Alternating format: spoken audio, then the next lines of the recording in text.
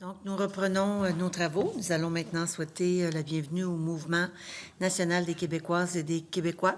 Vous avez environ 10 minutes pour nous exposer votre mémoire, votre point de vue. Et par la suite, ce sera les échanges avec le ministre et les partis d'opposition. Donc, je vous inviterai à vous présenter et la parole est à vous. Alors, merci beaucoup, mesdames, messieurs et députés de la commission. C'est avec honneur que le Mouvement national des Québécoises et des Québécois comparaît devant vous aujourd'hui pour faire part à l'Assemblée nationale de ses observations et recommandations à propos du projet de loi 96. Je suis ici aujourd'hui, au même titre que mes prédécesseurs au Mouvement national, venu commenter d'une génération à l'autre toutes les grandes étapes historiques des enjeux linguistiques qui ont marqué l'histoire de notre nation. C'est avec beaucoup de fierté, donc, que je vous présenterai les observations et propositions d'amendement sur ce que nous qualifierons d'entrée de jeu comme étant la plus importante réforme linguistique depuis l'adoption de la Charte de la langue française en 1977.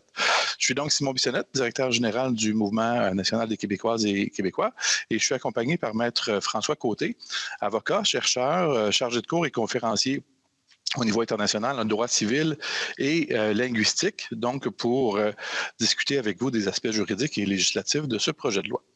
Depuis quelques années, donc, le Québec commence enfin à prendre conscience d'une réalité. La loi 101 n'a pas atteint les objectifs qu'elle s'était fixés en 1977 afin de contrecarrer le déclin de la langue française au Québec. Cette loi était destinée à s'inscrire dans une démarche d'émancipation nationale voulant que le Québec voulant le Québec pleinement maître de ses leviers politiques et culturels. Toutefois, après avoir été confinée et contrainte depuis 1982, elle a tout au plus ralenti la tendance et pendant un temps seulement, aujourd'hui manifestement révolue. 40 ans plus tard, donc, les chiffres parlent douloureusement. La langue française recule de plus en plus à Montréal, où elle est en passe de devenir la langue minoritaire. Et le phénomène s'étend et s'accentue maintenant du côté de Laval, en Montérégie et dans bien d'autres régions du Québec. Sur le terrain, le français recule constamment et est aujourd'hui traité à bien des endroits, surtout à Montréal, comme langue optionnelle, d'accommodement, d'exception, dont on peut très bien se passer. Le mouvement national refuse de céder au fatalisme, mais l'heure est grave et il faut avoir la lucidité de le reconnaître. Heureusement, la prise de conscience sociale semble avoir eu lieu. Et dans cette perspective, le mouvement ne peut que se réjouir de vous voir vous réapproprier, au nom du Québec, cet enjeu indissociable de l'identité québécoise. En soi, votre démarche est forte, puissante et ne peut qu'être saluée. Cependant, au-delà des intentions, le mouvement reste un peu mitigé sur le contenu et les effets concrets à anticiper de certains aspects du projet de loi et des renforcements qu'il propose à la Charte de la langue française. De l'avis du mouvement, le projet de loi constitue un excellent premier pas, mais ce projet de loi aurait grand avantage à être bonifié par des mesures plus effectives et plus concrètes. Nous avons devant nous un projet de loi juridiquement solide face aux tribunaux, mais il doit aussi raviver le statut du français au Québec et avoir des effets sur les secteurs névralgiques qui ont le plus besoin d'intervention. Sinon, l'ensemble de l'œuvre risque de rater sa cible. Dans cette perspective, je cède maintenant la parole à mon collègue Maître Côté pour la suite de notre présentation. Merci, M. Bissonnette. Mesdames et messieurs les députés et membres de la commission, comme mon collègue le soulignait, le projet de loi 96 propose une réforme de la Charte de la langue française qui laisse, selon nous, sur un bilan mitigé. Il brille d'audace et d'intelligence législative sur ses volets strictement juridiques, mais en revanche, sa timidité détonne lorsqu'il est question des mesures de fond. C'est un premier pas fort louable, mais il faut faire plus, il faut faire mieux. Nous avons rédigé et déposé un mémoire de 47 pages compilant nos observations et 9 propositions d'amendements que nous estimons nécessaires au projet de loi 96 pour le rapprocher de ses objectifs et consolider quelques-unes de ses vulnérabilités potentielles. Le temps manquant cruellement dans une présentation orale de 10 minutes, j'irai ici à l'essentiel en invitant respectueusement les membres de cette commission à se rapporter à notre mémoire écrit pour plus de détails et à soulever des points de discussion plus ciblés lors de la période de questions. Sur le plan strictement juridique, le projet de loi constitue un puissant geste d'affirmation nationale qui pose nettement la distinction non seulement culturelle et linguistique, mais aussi juridique du Québec par rapport au reste de la Fédération. Et il fait réaliser au Québec plusieurs gains légaux très importants pour protéger et promouvoir la langue française dans son ordre juridique interne. C'est à souligner et nous nous en réjouissons. Le projet de loi inscrit foncièrement la Charte de la langue française dans une approche territoriale du droit linguistique et se distancie de l'approche individualiste jusque-là prisée par les tribunaux et le fédéral pour traiter la loi 101 comme une exception restrictive à contourner à chaque occasion possible. Ce recadrage théorique était nécessaire et nous recommandons, dis-je, amendement 1, de le formaliser dans le préambule de la Charte. Dans ce même état d'esprit, le mouvement tient particulièrement à saluer les avancées constitutionnelles réalisées par le projet de loi 96 au bénéfice du Québec. On saluera les modifications constitutionnelles proposées aux articles 90 Q1 et 2 de la Constitution de 1867 en affirmant le statut du Québec en tant que nation, ainsi que le statut constitutionnel du français comme seule langue officielle du Québec. Pour éviter tout glissement interprétatif qui prétendrait autrement, nous recommandons cependant, amendement 2, de préciser qu'il constitue aussi la seule langue commune du Québec. Cette reconnaissance est de nature à entraîner de puissantes ramifications touchant la place, la distinction et les pouvoirs du Québec dans la Fédération. Et cette modification constitutionnelle, telle que nous l'avons démontré dans notre étude « Restaurer le français langue officielle », est tout à fait légale et valide du point de vue juridique. Nombreux précédents à l'appui. Dans la même lignée, nous saluons aussi le fait d'avoir enfin, 40 ans plus tard, répliqué formellement à l'arrêt Blakey de la Cour suprême du Canada pour restaurer le statut du français comme langue officielle souveraine au Québec en matière de législation, en obligeant la traduction automatique en français de tout jugement rendu en anglais par un tribunal québécois et en exigeant des corporations et des personnes morales de faire traduire leurs procédures judiciaires en français. Idée que nous proposons d'ailleurs, amendement 3, d'étendre aussi aux mises en demeure. Ces mesures, qui sont à notre avis parfaitement légales et valides, entraîneront de puissants effets sur la normalisation et l'accessibilité du français comme langue du droit et de la justice au Québec. Pour conclure sur ce volet juridique, c'est selon nous à bon droit que le législateur a eu recours aux dispositions dérogatoires pour protéger la Charte de la langue française contre l'invalidation constitutionnelle par les tribunaux canadiens. Le projet de loi 96 n'est selon nous certainement pas discriminatoire, mais l'histoire nous en est témoin.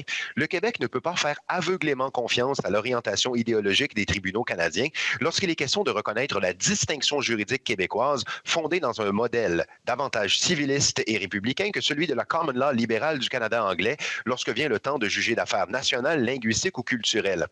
Par ce recours préventif aux dispositions dérogatoires, le Québec s'assure que la fleur de lys ne sera pas jugée et condamnée au nom de la seule offense de ne pas être une feuille d'érable.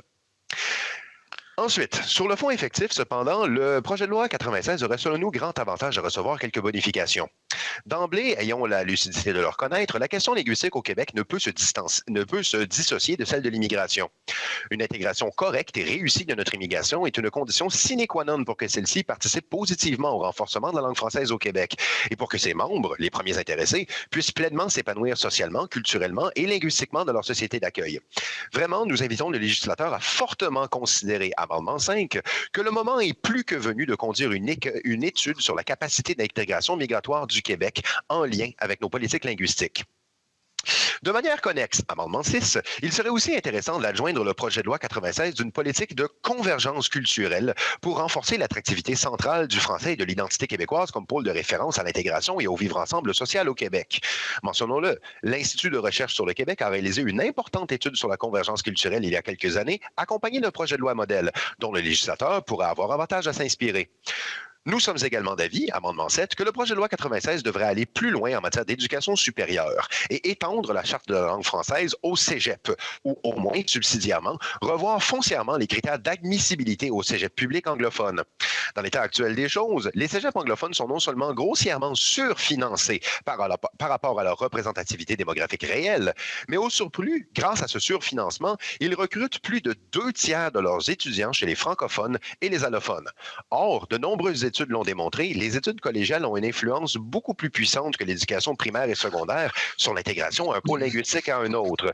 Il faut avoir la lucidité d'aborder ce domaine névralgique. Ensuite, amendement 8, un mot rapide sur les villes bilingues. Nous croyons qu'il est inapproprié de permettre à une municipalité qui ne rencontre plus le seuil démographique requis de conserver un statut bilingue. Le retrait de ce statut devrait être automatique après le constat de la perte de ce seuil pendant un certain temps. Et nous soumettons qu'il serait plus approprié de faire appel aux chiffres de l'Institut de la statistique du Québec plutôt qu'à Statistique Canada. Je vais redonner maintenant la parole à M. Bissonnette pour présenter notre dernière proposition et le mot de la fin. Merci de votre attention. Merci beaucoup, Maître Côté. Nous allons effectivement conclure notre présentation avec une dernière proposition, peut-être un peu plus audacieuse, mais nous croyons fermement que le fruit est mûr pour renouer avec l'idée initiale de la Charte de langue française en matière de publicité.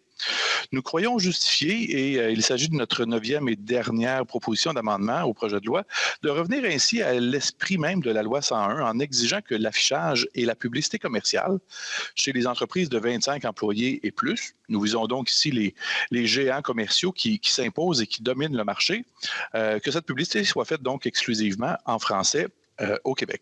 Cette publicité occupe une place très importante dans la normalisation linguistique présentée au public, particulièrement auprès des jeunes et de l'immigration. Nous croyons que les grandes entreprises ont une responsabilité en tant que citoyens corporatifs au Québec de constituer une force plutôt qu'un obstacle à la qualité du français dans le quotidien au travers de la publicité, et l'état du français à Montréal en atteste, et donc plus que temps d'en tenir compte. Cette mesure serait, selon nous, elle aussi, tout à fait valable juridiquement, non seulement à la lumière de la jurisprudence antérieure, mais aussi et encore plus vu le recours aux dispositions dérogatoires déjà proposées, déjà prévues dans le projet de loi. Voilà donc ce qui conclut notre allocution d'ouverture, notre présentation. Au nom donc du Mouvement national des Québécoises et Québécois et de nos 19 sociétés affiliées partout sur le territoire, je vous remercie de votre attention et bien entendu, nous sommes prêts à échanger avec vous. Merci beaucoup pour votre présentation. Vous avez pris une minute de plus qui sera offerte par le ministre sur son temps, donc il n'y a pas de problème. Monsieur le ministre, vous avez 16 minutes. Allez-y. Oui, merci Madame la Présidente. Bonjour Monsieur Bissonnette, Maître Côté, merci de participer aux travaux de la Commission. J'en profite également pour saluer la présidente du Mouvement national des Québécois et des Québécoises, qui, je sais, est familière avec la députée de Marguerite Bourgeois. D'entrée de jeu, Madame la Présidente, je voudrais poser la question au témoin. Vous l'avez abordé un petit peu tout à l'heure, Maître Côté, relativement à l'utilisation des dispositions de dérogation ou, on pourrait appeler ça également les dispositions de souveraineté parlementaire. Je voudrais savoir, selon vous, est-ce que le fait d'utiliser ces dispositions-là, ce n'est pas une démonstration qu'il y a violation de droit, mais plutôt, bel et bien, que ce sont les parlementaires qui choisissent l'ordonnancement juridique qui va s'appliquer sur le territoire québécois par rapport au statut linguistique? Absolument. Le recours aux dispositions dérogatoires, l'histoire du Québec en atteste, a eu lieu à de très nombreuses reprises. Plus d'une centaine de fois depuis l'entrée en vigueur des chartes, le Québec a eu recours préventivement aux dispositions dérogatoires pour souligner et remarquer qu'en démocratie, dans notre système civiliste, le dernier mot doit revenir au législateur élu. Et ici, le recours aux dispositions dérogatoires est une manière pour le législateur de dire « cet enjeu est d'une importance telle que nous choisissons de le protéger d'une manière particulière au nom des intérêts collectifs de la société québécoise. » Et il ne s'agit pas du tout, et je tiens à casser de manière péremptoire toute telle prétention d'un aveu de violation des libertés fondamentales. Absolument pas. C'est simplement que le législateur utilise son droit d'être en désaccord, potentiellement, avec les tribunaux pour dire « nous ne partageons pas forcément votre vision des choses et nous voulons rappeler la souveraineté parlementaire et l'importance que le législateur élu par la population ait le dernier mot lorsqu'il est question d'affaires juridiques de cette importance. » Donc, oui, tout à fait, c'est rappeler qu'en démocratie, le pouvoir appartient au législateur élu qui a le droit d'avoir le dernier mot de manière souveraine. Pouvez-vous également nous renseigner, vous avez dans votre réponse abordé la distinction et la spécificité québécoise au niveau de son droit civil par opposition au Canada avec la Common Law. Pourquoi l'approche républicaine, l'approche civiliste est importante dans l'ordre juridique québécois? Elle n'est pas qu'importante, elle est capitale. Alors, je ne vais pas me lancer dans un cours de droit, on n'a malheureusement pas 45 heures devant nous, mais pour le résumer, au plus simple, il y a une différence dans la manière de penser le droit, dans plusieurs concepts cruciaux, dans la méthodologie juridique, dans le sens de certaines notions. Que veut dire, par exemple, le mot « égalité.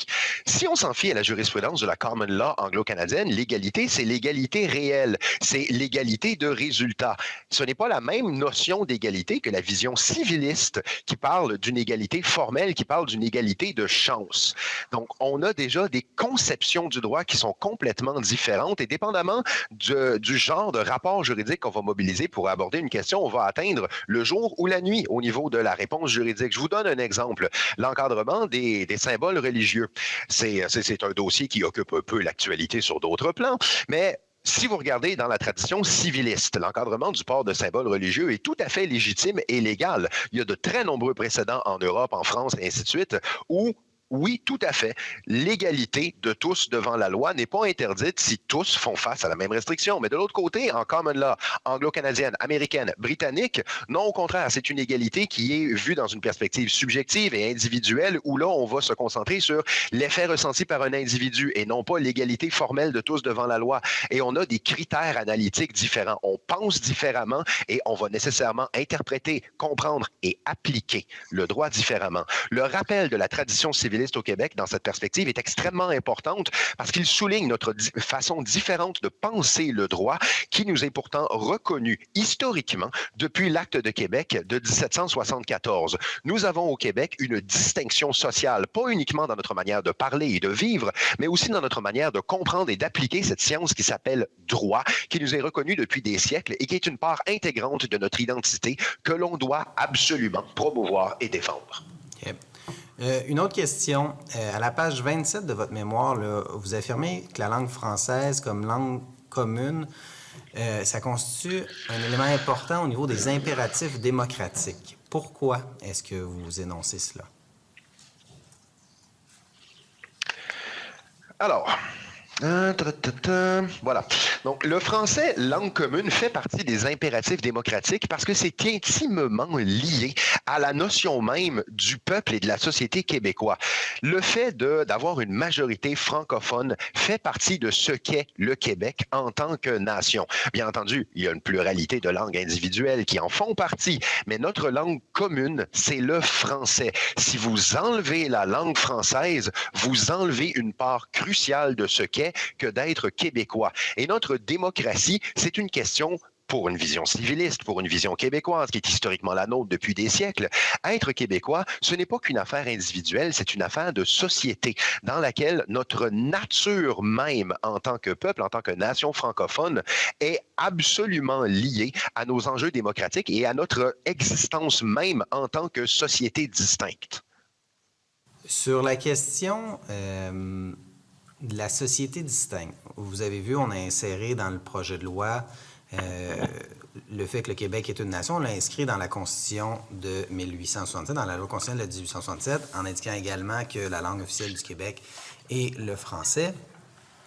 Tout à l'heure, on avait M. Rocher qui témoignait. Il faisait un lien entre la langue et la culture et l'intégration notamment des personnes migrantes, et c'est la trame narrative de la Charte langue française, la loi 101, qui a été déposée en 1977. Est-ce que nous devrions utiliser le projet de loi 96 notamment pour parler de culture et également pour faire en sorte d'indiquer très clairement que le Québec a un modèle d'intégration distinct du multiculturalisme canadien? Est-ce que le projet de loi 96 est le véhicule approprié pour indiquer clairement l'aspect culturel et l'aspect d'intégration des personnes immigrantes, que notre vivre ensemble doit se faire d'une façon distincte de celui du multiculturalisme canadien? Si vous me permettez, j'aimerais répondre. Alors, oui, absolument, mais il ne peut pas en être le véhicule exclusif. Dans ce sens que le projet de loi 96 serait, selon nous, une excellente occasion de parler de convergence culturelle, de rappeler le lien consubstantiel entre la langue et la culture au Québec. Les deux sont indissociables et de le mettre de l'avant comme un pôle référentiel central de l'intégration culturelle au Québec. Et c'est dans cette perspective que nous avons proposé au gouvernement, c'est un des amendements suggérés, de commencer à faire référence à une politique de convergence culturelle qui pourrait s'accompagner. Donc, nous avons le projet de loi d'une part et on pourrait adopter des politiques de convergence culturelle. On pourrait adjoindre le projet de loi 96 avec un projet de loi modèle de convergence culturelle qui irait de pair et qui ferait synergie avec le projet de loi 96 et la convergence culturelle. Oui, l'occasion est la bonne et je pense même que, excusez-moi, Oui, l'occasion est la bonne et je pense même que c'est nécessaire de le rappeler. Il y a une distinction fondamentale au Québec dans notre rapport face à l'intégration de la diversité culturelle. Le Québec n'est pas multiculturaliste ni interculturaliste. Il appartient à la convergence culturelle comme modèle d'intégration de notre diversité. Cette réalité, on l'observe historiquement depuis la Nouvelle-France, depuis le début du régime britannique, depuis le début du 19e, 20e et aujourd'hui le 21e siècle. Nous sommes différents du reste du Canada anglais et le multiculturalisme n'est pas et n'a jamais été notre modèle d'intégration. Il serait approprié de le mentionner dans la loi et de faire suivre une telle mention de mesures effectives comme des politiques gouvernementales et un projet de loi modèle. Quel serait l'effet de ne pas joindre l'élément culturel à l'élément linguistique pour l'avenir du français au Québec, selon vous? Ce serait tomber dans le piège le piège du multiculturalisme de Pierre Elliott Trudeau, qui avait fait la diffraction d'une part bilinguisme et multiculturalisme pour essayer de dissocier la langue française de la culture. Et on le voit ce que ça donne après 40 ans de Charte canadienne des droits et libertés, ça ne fonctionne pas. Vous ne pouvez pas dissocier la culture de la langue sans vous retrouver avec des problématiques d'intégration de la diversité. La langue fait partie de la culture. Si on commence à présenter la langue comme un simple outil de communication qui n'a aucun poids culturel, on rate la cible. Et dans le contexte nord-américain, vous avez besoin de joindre la langue et la culture pour renforcer l'attractivité du français au Québec. Si on ne présente le français que sous son volet utilitaire, en le déchargeant de toute sa charge et son poids culturel, l'attractivité du français en Amérique du Nord. Nous sommes aux portes du géant américain et enclavés dans la Fédération canadienne. On est 7 millions de francophones dans un océan d'anglophonie de 360 millions. Donc, si on évacue la culture et qu'on ne regarde le français que comme une langue de communication, comme un simple outil sans aucune charge sociale et nationale, son pouvoir d'attractivité de la jeunesse, de l'immigration, de la diversité culturelle chute. Et ça donne les résultats qu'on voit. Ça donne de l'anglicisation. Ça ouvre la porte à la domination de l'anglais dans l'attractivité auprès de la jeunesse et de l'immigration. Donc, il ne faut pas faire ça. Langue et culture sont liées et indissociables au Québec. Je vous remercie pour votre présentation. Je vais céder la parole à mes collègues, mais un grand merci au Mouvement national des Québécois pour la présentation du mémoire. Merci, M. le ministre. Merci, M. le ministre. Donc, sans plus tarder, Monsieur le député de Chapleau, la parole est à vous. Je vous indiquerai le temps dans quelques secondes. D'accord, lorsque merci. mon écran reviendra. D'accord, merci beaucoup, Madame la Présidente. Bonjour, messieurs Bissonnette et Maître Côté. Vraiment un plaisir. Merci de votre présentation. J'aimerais peut-être un peu continuer dans la même lignée que le ministre. Donc, deux approches différentes, deux concepts différents. Vous aviez parlé de l'approche territoriale, davantage civiliste, et également l'approche plus individuelle, l'approche de common law. Vous avez dit que ce serait peut-être intéressant de l'introduire, de l'inscrire de façon formelle dans la charte. Pouvez-vous nous éclairer sur votre vision de cette inclusion-là et ce que ça pourrait permettre de faire? Merci. Alors, pour le résumer rapidement, pour le bénéfice de tous, la différence entre l'approche territoriale et l'approche individualiste, c'est que l'approche territoriale, c'est une approche du droit linguistique qui préconise que une langue a un statut particulier sur l'ensemble d'un territoire et doit servir de langue commune. Donc, c'est la langue des institutions, c'est la langue normale et habituelle de façon généralisée pour l'ensemble de la population. Tandis que l'approche individualisée va viser à protéger uniquement et exclusivement le droit d'un individu de pouvoir s'adresser à une autorité dans la langue protégée. Le modèle individualiste peut tout à fait fonctionner pour des populations qui sont minoritaires au sein de leur territoire et qui n'ont accès à aucun levier de contrôle politique. Cependant, ce n'est pas le cas du Québec, qui est majoritaire sur le territoire de l'État du Québec, mais minoritaire au sein de la Fédération et noyé dans l'océan de l'anglophonie nord-américaine. Dans ce cas, uniquement l'approche territoriale peut fonctionner parce que c'est la seule qui soit capable de maintenir une majorité nationale. L'approche individuelle va au contraire s'aborder cette mesure. Donc, pour bien recadrer et bien souligner l'appartenance du projet de loi 96 et la vision civiliste de l'approche territoriale dans notre projet de loi, nous avons proposé à l'amendement numéro 1 de modifier le préambule de la Charte de la langue française pour qu'il se lise comme suit. Donc, en vertu de la souveraineté parlementaire, il revient au Parlement du Québec de confirmer le statut du français comme langue officielle et langue commune, et là, notre ajout, pour l'ensemble du territoire du Québec, ainsi que, là, je continue avec la lecture, ainsi que de consacrer la prépondérance de ce statut dans l'ordre juridique québécois, tout en assurant un équilibre entre les droits collectifs de la nation et les droits et libertés de la personne. Cette inclusion de parler du modèle territorial, les tribunaux ne pourront pas l'ignorer et on ferait un recadrage théorique important qui va entraîner des grosses conséquences interprétatives sur ce qui va se passer une fois que le projet de loi va se retrouver à être analysé sous l'œil juridique et judiciaire. Il vous reste 2 minutes 30, Monsieur le député. Une autre question. Vous avez fait mention, justement, lorsqu'il est question de faire une modification constitutionnelle à l'acte constitutionnel de 1867, vous avez mentionné seule langue officielle. On a eu un débat hier, du moins, un intervenant est venu nous entretenir sur le mot « seul ». Je sais que c'est un peu de sémantique, là, mais il y avait une réflexion quant au mot « seul ». Est-ce que vous avez également une interrogation ou une préoccupation quant au mot « seule langue » où le retrait de ce mot-là pourrait aussi faire le même travail voulu? Alors, si vous me permettez, je n'ai pas eu le bénéfice de suivre cette intervention. Cependant, en ce qui concerne l'utilisation du mot « seule », seule langue officielle, et on propose même seule langue commune. Et ailleurs dans notre mémoire, on utilise également le mot « seul ». C'est important. Il faut rappeler qu'au Québec, nous avons une seule langue officielle, une seule langue commune, le français, et non pas le français et l'anglais. Donc, c'est une manière de dire, c'est une manière de contredire, de contrecarrer, de résister, disons, à la pression fédérale qui voudrait faire passivement au travers des langues officielles et ainsi de suite. Mais bon, excusez-moi, je vais reformuler, mais c'est une manière de résister à l'approche voulant que le français et l'anglais soient toutes deux des langues officielles et surtout toutes deux des langues communes.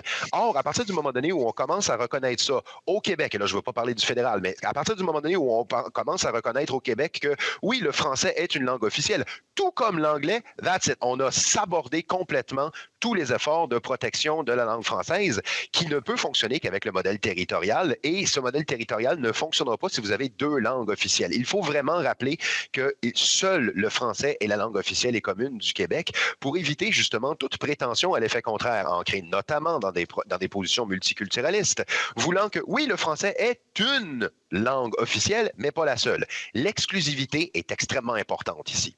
D'accord. Vous avez parlé tout à l'heure également de Statistique Canada et également l'Institut de la statistique du Québec. On a également eu un intervenant précédemment qui nous a parlé de cet enjeu-là, une certaine problématique qu'il y voyait également. Vous pouvez peut-être nous éclairer, nous dire qu'est-ce que vous voyez en termes de statistiques entre les deux, là, puis comment les utiliser. Seconde, s'il vous plaît. Rapidement, dans le fond, on tenait le propos en lien avec les statistiques sur les anglophones dans les municipalités, en lien avec le statut bilingue de ces villes-là. On a l'impression que si on tenait nos propres statistiques grâce à notre institut, on pourrait maintenir des données non seulement plus fiables, mais probablement plus à jour, sachant que le Statistique Canada tient compte de ces données au rythme de ces recensements qui ne sont pas fréquents. On serait probablement capable, avec nos propres outils... Désolée, M. Bissonnette, je dois mettre fin à l'échange. D'être plus précis. Ça va. Et je vais aller du côté de la députée de Marguerite Bourgeois. Vous avez 11 minutes 20 secondes. Merci beaucoup, Madame la Présidente.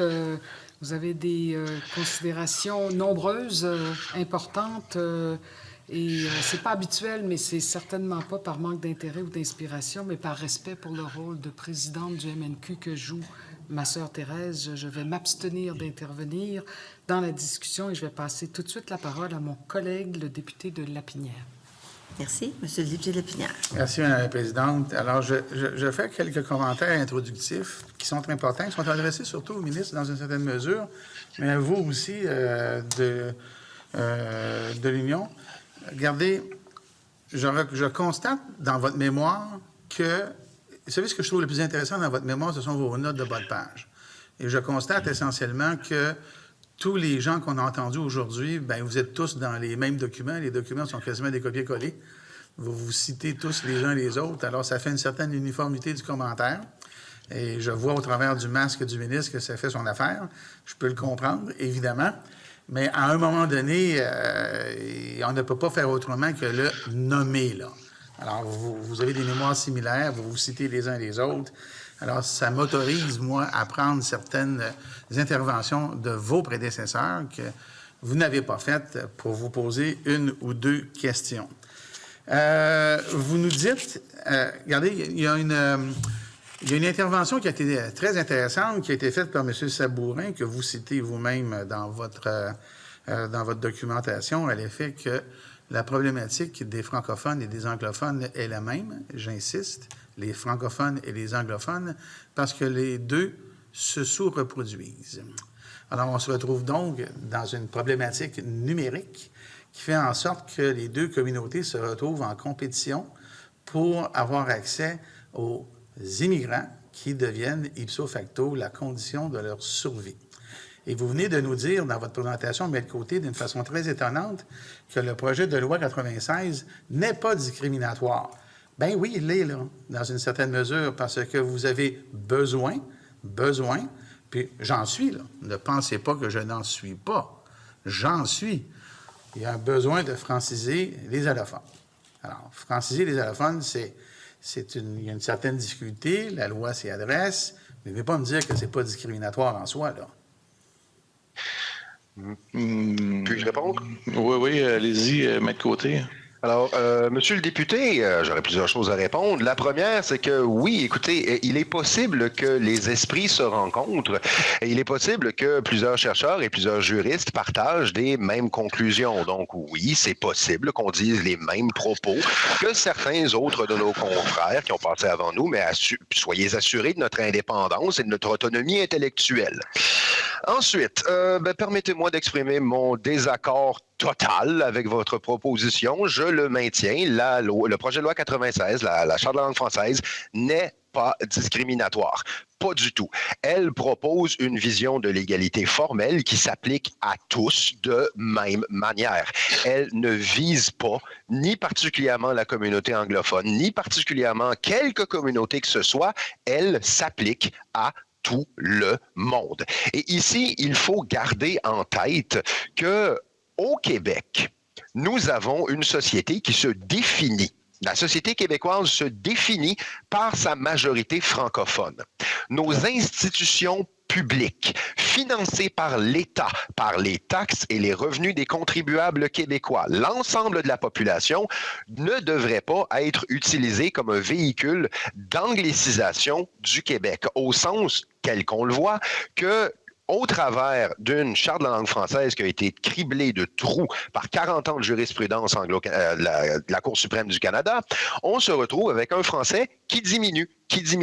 Et notamment, c'est en allant chercher, en allant rejoindre et en intégrant le plus possible de notre immigration au pôle de référence francophone que ça devient une condition sine qua non pour la survie de la société québécoise, pour la survie linguistique du français au Québec. Et ça, c'est au bénéfice de tous. Mais j'aimerais qu'on m'explique selon quelle acrobatie intellectuelle, et je ne dis pas ça pour vous porter ombrage, mais selon quelle acrobatie intellectuelle on peut voir une quelconque forme de discrimination en disant qu'au Québec, nos institutions publiques, et on ne porte pas du tout ombrage aux institutions privées. Si vous voulez aller à l'école privée pour recevoir de l'éducation en anglais, en allemand, en japonais, il n'y a rien qui vous en empêche. Mais on parle du système public. Et il est là. On a un système public qui reconnaît notre minorité historique anglophone. Les droits acquis, l'accès à l'éducation publique en anglais, venez pas me dire que ça n'existe pas, monsieur le député. Venez pas me dire qu'on n'a pas accès aux institutions anglophones pour la minorité historique anglophone. Ce serait déconnecté de la réalité. On n'est pas dans une compétition oratoire. Vous savez que j'ai moins de temps. Je vous vois aller. Je pense que vous pourriez prendre les 20 prochaines minutes dans votre discours. Mais dans votre dernier propos, vous avez redit ce que j'ai dit, puis vous réécouterez. Maître Rousseau, lorsqu'il est venu devant nous, il est cité aussi dans votre document, il était très fier, et il l'a dit avec beaucoup de joie, que les dispositions dans la loi 96 sur l'affichage passeraient le test des tribunaux, la charte. Est-ce que vous pourriez nous indiquer, à votre avis, dans le projet de loi, les éléments qui ne passeraient pas le test de la charte, ou peut-être que vous pensez que tout y passerait? Je suis d'avis que, et regardez-moi là, je suis d'avis, c'est mon opinion juridique, parfait, c'est mon opinion juridique que le projet de loi 96 n'est pas discriminatoire, que le projet de loi 96 et la Charte de la langue française ne violent en rien les libertés fondamentales et les droits et libertés de la personne. Le recours aux dispositions dérogatoires ici, il est ici fait de manière préventive pour rappeler la souveraineté parlementaire et rappeler notre distinction juridique. J'en ai déjà parlé, le Québec a sa propre tradition juridique qui nous est constitutionnellement reconnue, soit dit en passant, et nous avons un intérêt national, social, collectif à le maintenir et à l'affirmer. Donc, non, le projet de loi 96 n'est pas discriminatoire. Oui, il passerait le test des tribunaux, mais il s'agit d'une question d'une telle importance où notre société ne peut pas prendre le risque que ce dossier se termine en conflit d'idées politiques devant les tribunaux nommés par Ottawa.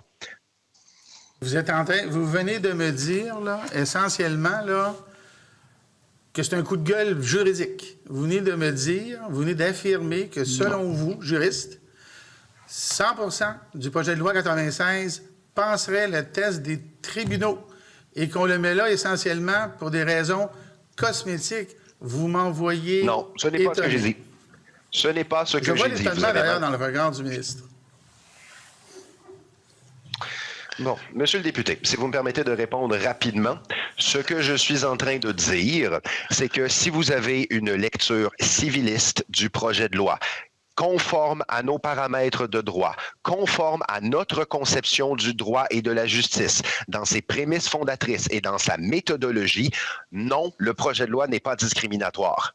Si vous le regardez avec une optique de common law, avec une optique de multiculturalisme, d'accommodement raisonnable, d'égalité réelle, toutes des notions qui passent mal ou pas au Québec, effectivement, vous pourriez lever des sourcils et vous pourriez déboucher sur des propos judiciaires qui y verraient ombrage. Et c'est une question politique. Ce n'est pas une question juridique. Lorsqu'on est dans le modèle civiliste qui est le nôtre et qui est tout à fait légitime, je l'affirme, le projet de loi 96 n'est pas discriminatoire. Ce que nous voulons éviter, c'est que le droit québécois soit mis en invalidation au nom d'un modèle qui n'est pas le nôtre et qui ne l'a jamais été. C'est ça la souveraineté parlementaire, Monsieur le député. Ceci étant dit, je regrette profondément de ne pas avoir plus de temps parce que je repartirai là-dessus pendant bien, bien longtemps.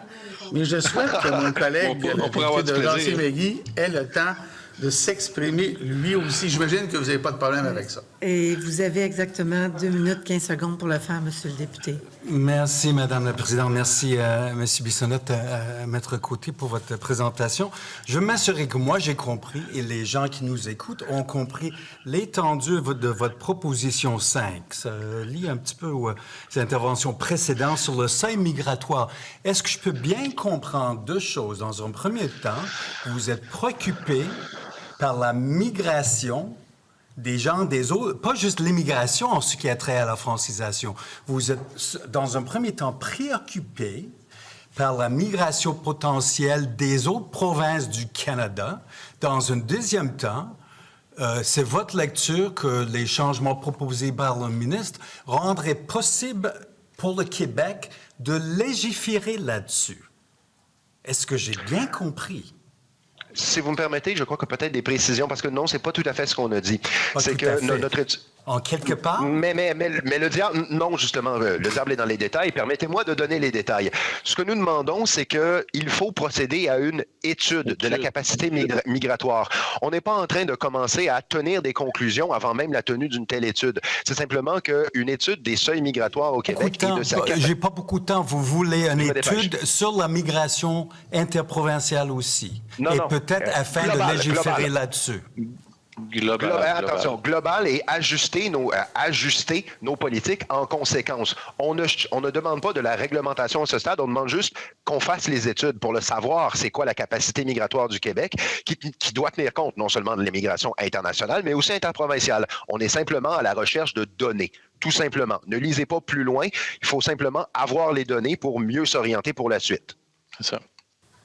Juste avec les 15 secondes qui restent, je prends note que quand vous parlez d'échanger la fleur de lys pour le fédéral, vous êtes en train de suggérer qu'il n'y a aucune légitimité dans notre système juridique partagé Québec-Canada?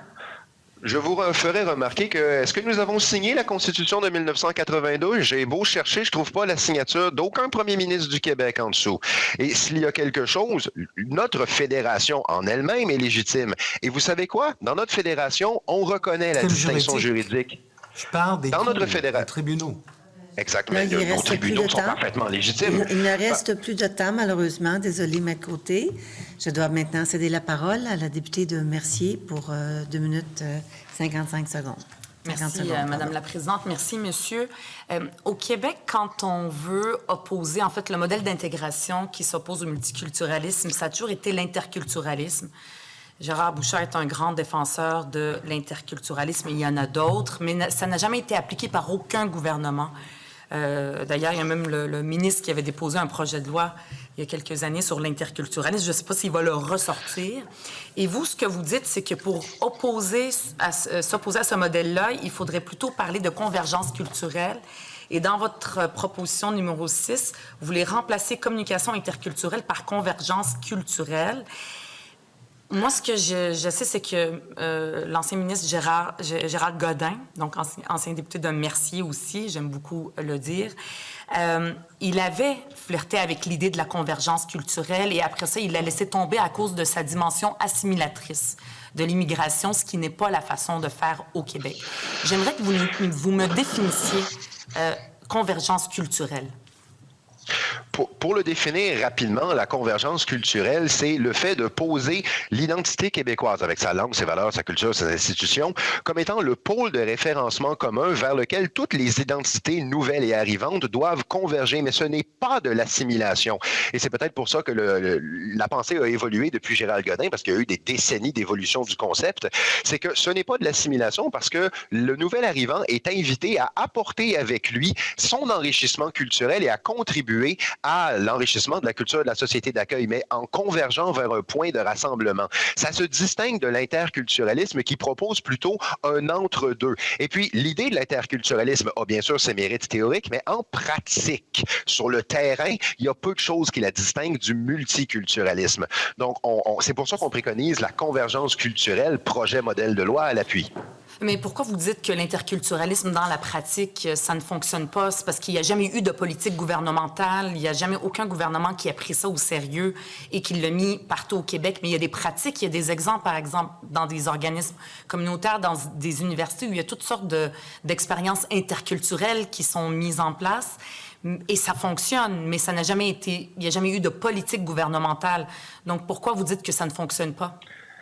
Alors, c'est pas que ça fonctionne pas, c'est qu'en pratique, on a de la difficulté à le distinguer du multiculturalisme. Les deux théories ont leur distinction théorique, mais en pratique, les voies de mise en œuvre de l'interculturalisme les accommodements raisonnables, par exemple, sont les voies de mise en œuvre de l'interculturalisme en pratique, dans bien des domaines, on a peine à les distinguer. Tandis que le modèle de la convergence culturelle, on revient là-dessus, va vraiment poser un pôle d'intégration avec une identité commune, des valeurs communes, une langue commune, qui est ouvert à...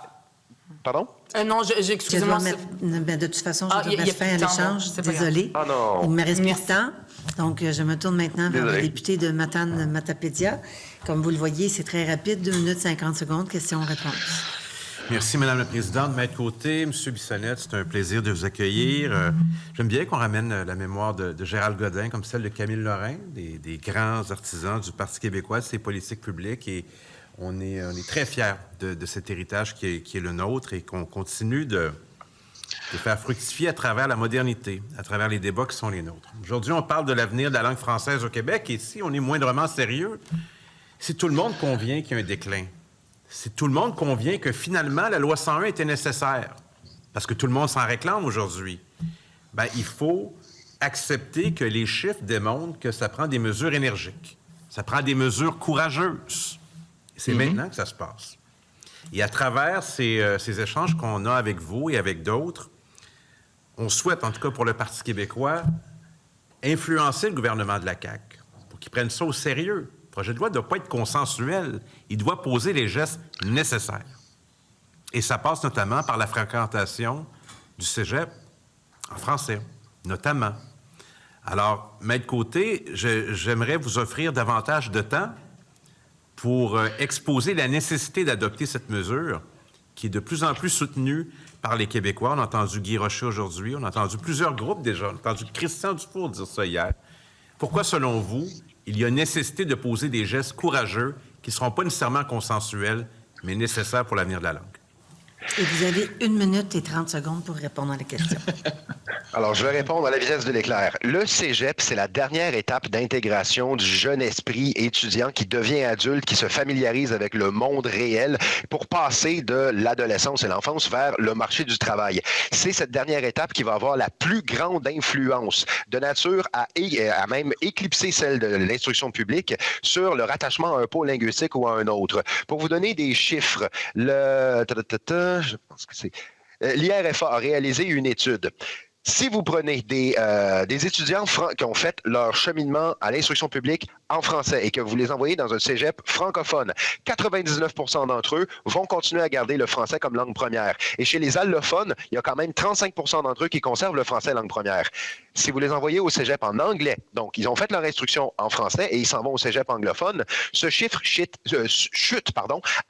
à 74% chez les francophones. On en a perdu le quart. Et à 4,4% chez les allophones, abyssal. Donc, le cégep est une étape charnière au rattachement à un pôle linguistique ou à un autre, et les chiffres parlent.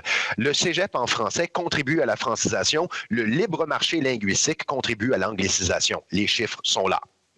Merci. Pile dans la fin du temps. Donc, merci, M. Bissonnette, merci, M. Côté, pour votre participation à nos travaux.